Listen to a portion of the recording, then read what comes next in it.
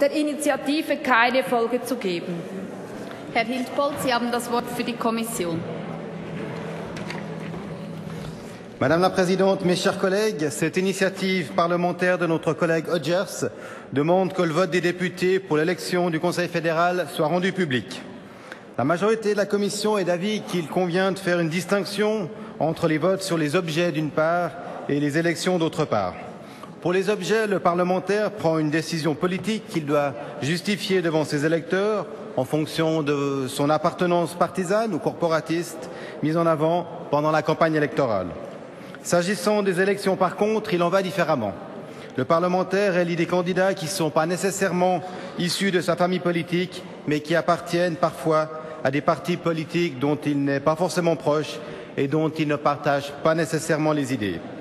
Ce sont alors des critères comme les qualifications, la personnalité ou la stature d'État des candidats qui jouent un rôle décisif.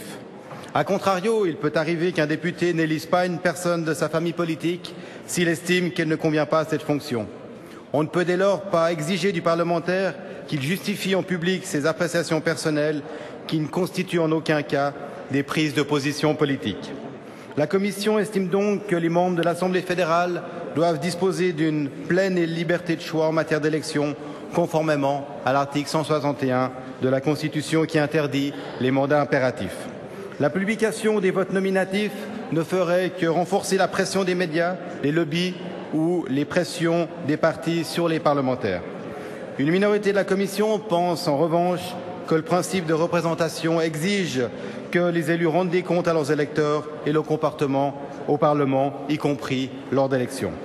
La minorité considère enfin que le principe actuel de confidentialité des votes induit un manque de transparence qui déstabilise de plus en plus les citoyens qui peuvent d'ailleurs avoir l'impression que les élections au Conseil fédéral sont souvent le fruit d'intrigues dont les dessous leur échappent.